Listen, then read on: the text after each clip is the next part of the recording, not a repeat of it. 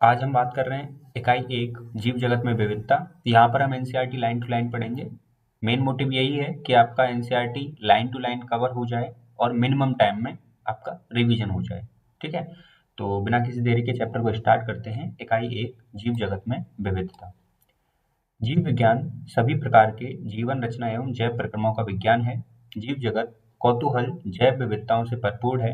आदि मानव आसानी पूर्वक निर्जीव पदार्थ एवं सजीवों के बीच अंतर कर सकता था।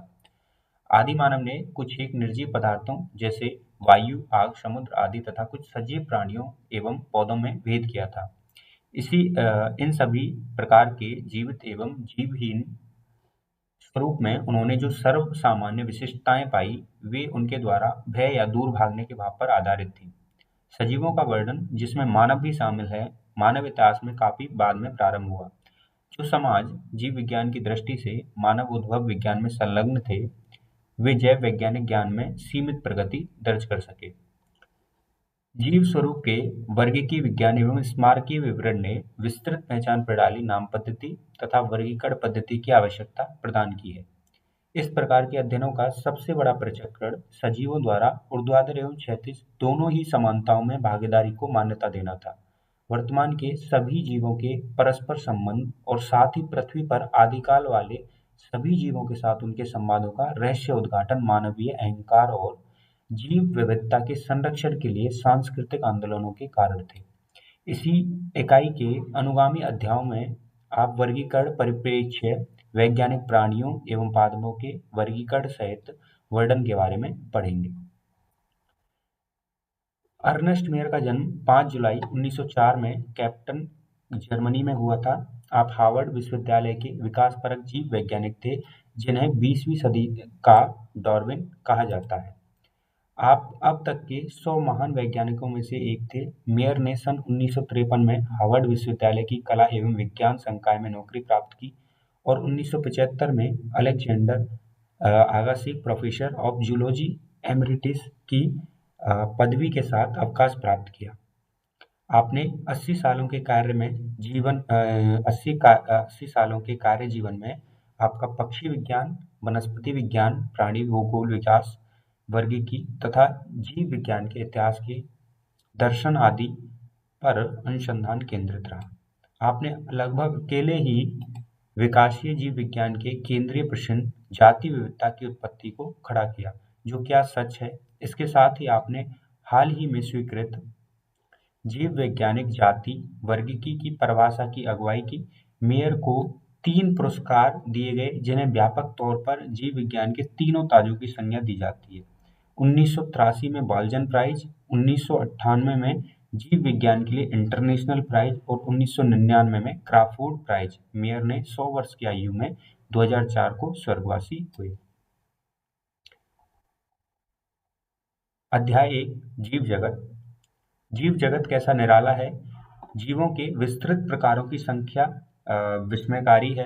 असाधारण वास स्थान, चाहे वे ठंडे पर्वत, पर्णपाती वन, महासागर, अलवणीय यानी मीठा जलीय झीलें, मरुस्थल अथवा गर्म झरने जिसमें जीव रहते हैं, वे हमें आश्चर्यचकित कर देते हैं। सर पर दौड़ते घोड़े, प्रवासी पक्षियों, घाटियों में खिलते फूल तथा आक्रमणकारी सार की सुंदरता विस्मय तथा चमत्कार का आह्वान करती है। पारिस्थितिकी विरोध तथा समष्टि के सदस्यों तथा समष्टि और समुदाय के सहयोग अथवा यहाँ तक कि कोशिका में आणविक गतिविधियों से पता चलता है कि वास्तव में जीवन क्या है। इस प्रश्न में तो निर्विवाद प्रश्न है। पहला तकनीकी है, जो जीव और निर्जीव क्या है, इसका उत्तर खोजने का प्रयत्न करता है, तथा दूसरा प्रश्न दार्शनिक है, जो ये जानने का प्रयत्न करता है कि जीवन का उद्देश्य क्या है। वैज्ञानिक होने के नाते हम दूसरे प्रश्न का उत्तर देने का प्रयास नहीं करेंगे। हम इस विषय में चिंतन करेंगे कि जीवन क्या है। 1.1 जीव जगत में विविधता। यदि आप अपने आसपास देखें तो आप जीवों की बहुत सी किस्में देखेंगे। ये किस्में गमले में उगने वाले पौधे, कीट, पक्षी, पालतू अथवा अन्य प्राणी और पौधे हो सकते हैं। बहुत से ऐसे भी जीव हैं जिन्हें आप आंखों की सहायता से नहीं देख सकते, लेकिन आपके आसपास ही हैं। यदि आप अपने अवलोकन के क्षेत्र को बढ़ाते हैं, तो आपको विविधता की एक बहुत बड़ी श्रृंखला दिखाई पड़ेगी। स्पष्टतः यदि आप किसी सघन वन में जाएं, तो आपको जीवों की बहुत बड़ी संख्या तथा उनकी कई किस्में दिखाई पड़ेंगी। प्रत्येक प्रकार के पौधे, जंतु अथवा जीव जो आप देखते हैं किसी एक जाति स्पीशीज का प्रतीक है। अब तक की ज्ञात तथा वर्णित स्पीशीज की संख्या लगभग 1.7 टू 1.8 मिलियन तक हो सकती है। हम इसे जैव विविधता अथवा पृथ्वी पर स्थित जीवों की संख्या तथा प्रकार कह सकते हैं। हमें स्मरण रखना चाहिए कि जैसे-जैसे हम नए, यहाँ तक कि पुराने क्षेत्रों की खोज करते हैं, हमें नए-नए जीवों का पता लगता रहता है। जैसा कि ऊपर बताया गया है कि विश्व में कई मिलियन पौधे तथा प्राणी हैं। हम पौधे तथा प्राणियों को उनके स्थानीय नाम से जानते हैं। ये स्थानीय नाम एक ही देश के विभिन्न स्थान के अनुसार बदलते रहते हैं। यदि हम ऐसी कोई विधि नहीं निकाली जिसके द्वारा हम किसी जीव के विषय में चर्चा कर सकें, जो शायद इसे भ्रमकारी स्थिति पैदा हो सकती है। प्रत्येक जीव का एक मानक नाम होता है जिसमें वह उसी नाम से सारे विश्व में जाना जाता है। इस प्रकार इस प्रक्रिया को नाम पद्धति कहते हैं। स्पष्टतः नाम पद्धति तभी संभव है जब जीवों का वर्णन सही हो और हम यह जानते हों कि यह नाम किस जीव का है, इसे पहचानना कहते हैं। अध्ययन को सरल करने के लिए अनेक वैज्ञानिकों ने प्रत्येक ज्ञात जीव को वैज्ञानिक नाम देने की प्रक्रिया बनाई है।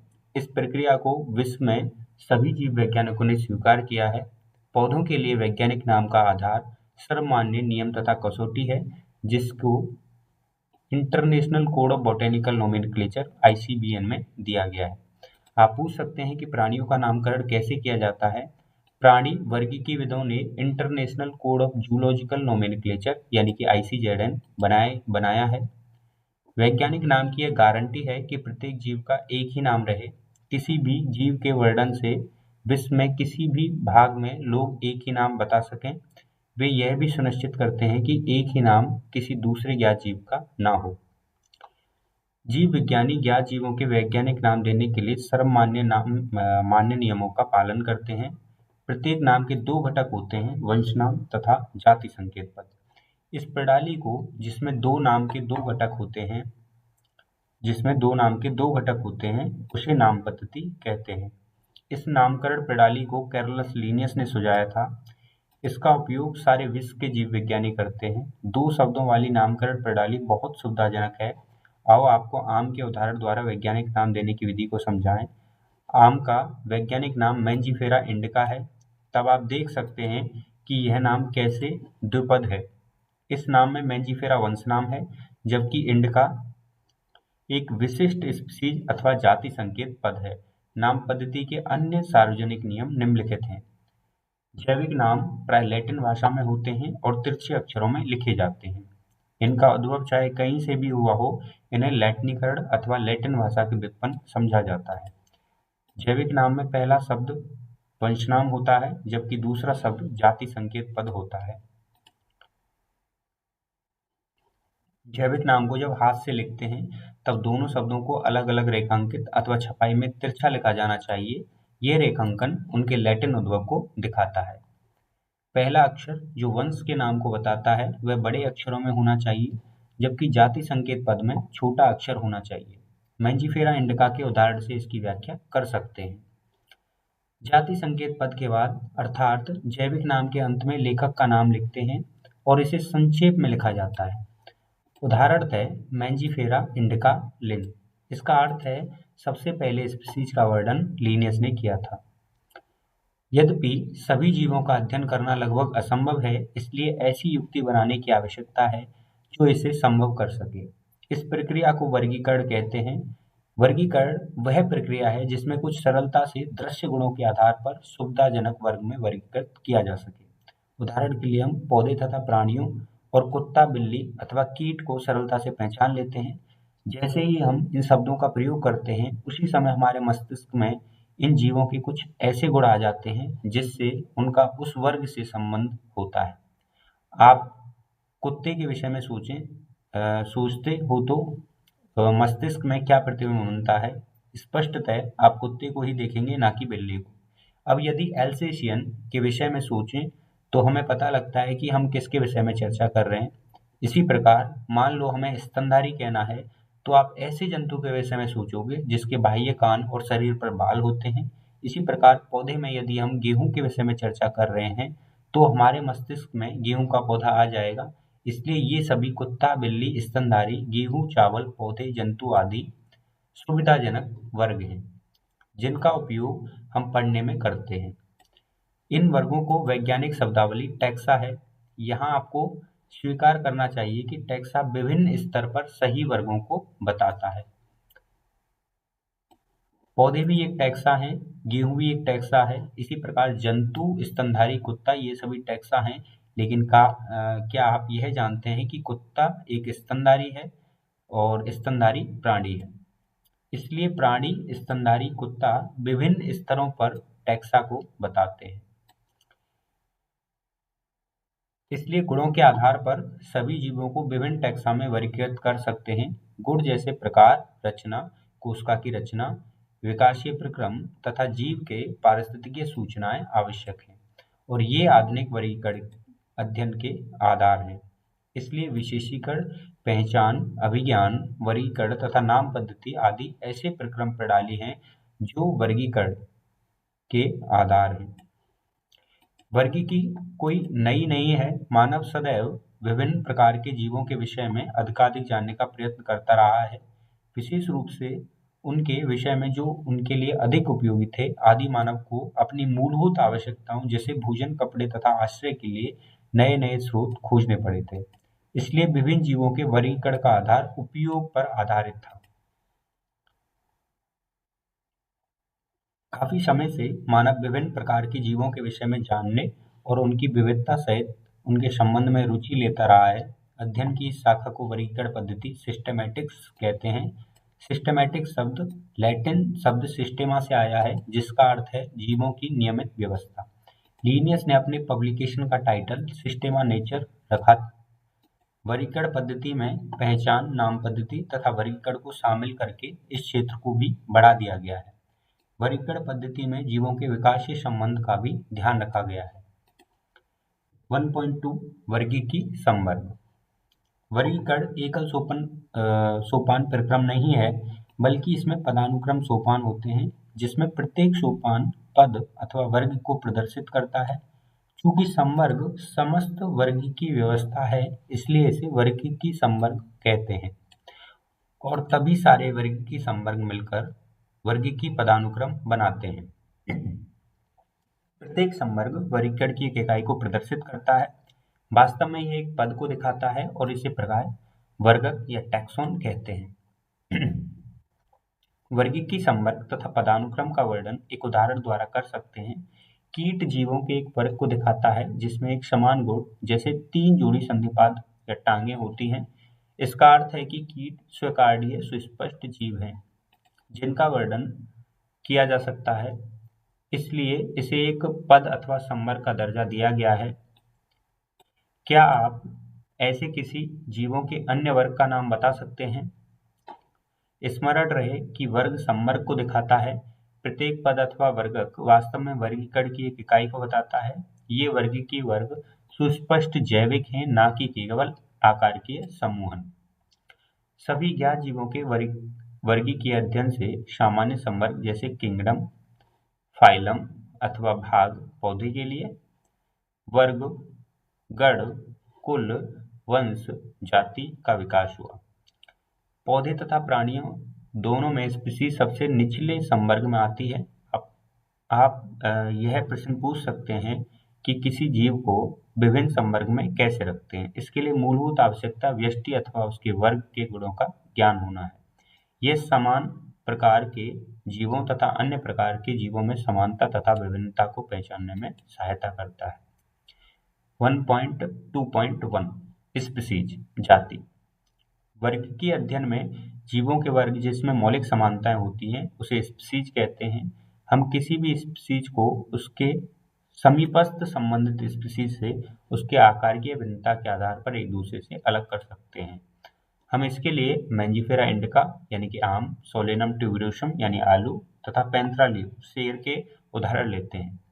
इन सभी तीनों नामों में इंडिका, ट्यूबरोसम तथा लियो जाति संकेत पद हैं, जबकि पहले शब्द मैंजिफेरा, सोलेनम तथा पैंथेरा वंश के नाम हैं, और यह टैक्सा अथवा संवर्ग को भी निरूपित करते हैं।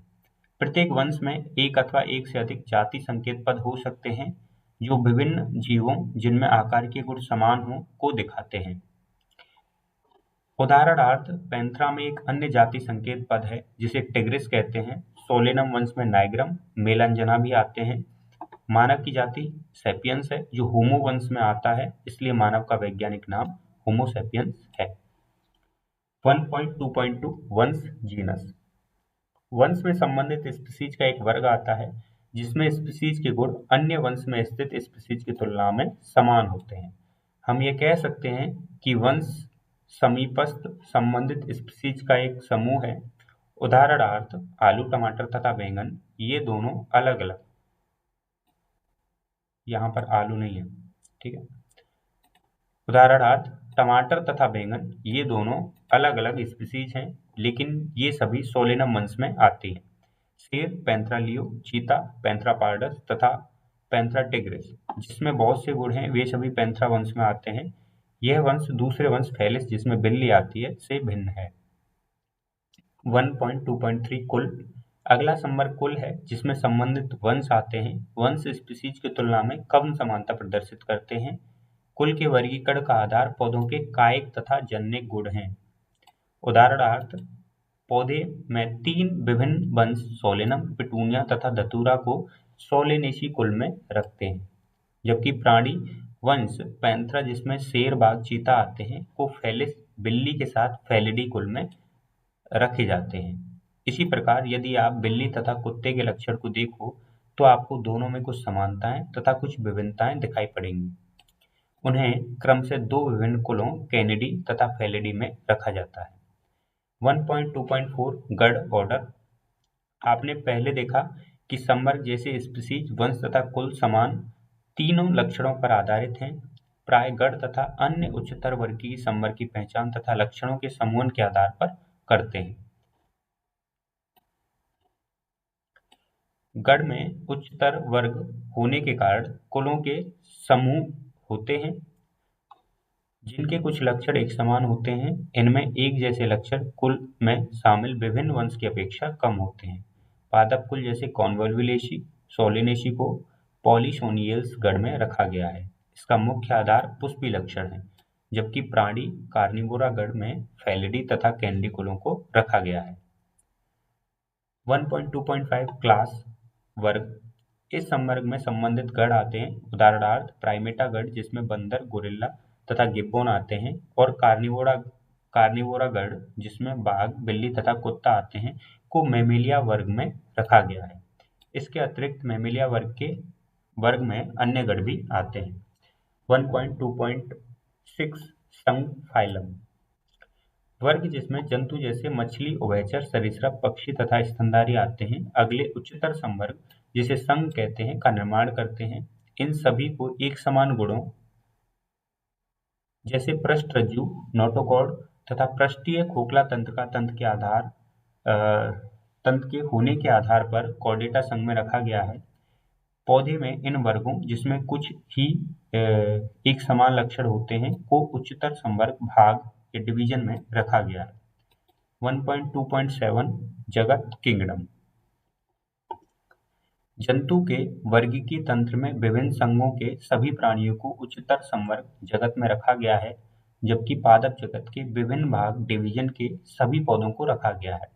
विभिन्न संघों के सभी प्राणियों को एक अलग जगत एनिमेलिया में रखा गया है, जिससे कि उन्हें पौधों से अलग किया जा सके, और पौधों को प्लांटी जगत में रखा गया है। भविष्य में हम इन 2 वर्गों को जंतु तथा पादप जगत कहेंगे। इनमें स्पीशीज से लेकर जगत तक विभिन्न वर्ग की संवर्ग को आरोही क्रम में दिखाया गया है। ये संवर्ग हैं, यद्यपि वर्गीकी विज्ञानियों ने इन पदानुक्रम में उपसंवर्ग भी बताए हैं। इनमें विभिन्न टैक्सा का उचित वैज्ञानिक स्थान देने में सुविधा होती है। चित्र 1.1 आरोही क्रम में वर्गीकी पदानुक्रम वर्गीकी संवर्ग। जगत किंगडम, संघ फाइलम या भाग डिवीजन, वर्ग क्लास, गढ़ ऑर्डर, कुल फैमिली, वंश और जाति। चित्र 1.1 में पदानुक्रम को देखो। क्या आप इस व्यवस्था के आधार पर स्मरण कर सकते हो? उदाहरण के लिए, जैसे जैसे हम स्पीशीज से जगत की ओर ऊपर जाते हैं, वैसे ही समान गुणों में कमी आती है। सबसे नीचे जो टैक्सा होगा, उसके सदस्यों में सबसे अधिक गुण होंगे समान। जैसे जैसे उच्चतर संवर्ग की ओर जाते हैं, उसी स्तर पर अन्य टैक्सा के संबंध निर्धारित करना अधिक कठिन हो जाते हैं। इसलिए वर्गीकरण की समस्या और भी जटिल हो जाती है। तालिका 1.1 में कुछ सामान्य जीवों जैसे घरेलू मक्खी, मानव, आम तथा गेहूं के विभिन्न वर्गीय संवर्गों को दिखाया गया है। सामान्य नाम मानव, जैविक नाम होमो सैपियंस, वंश होमो, कुल होमोनिडी, गण प्राइमेटा, वर्ग मैमेलिया, संघ या भाग कॉर्डेटा।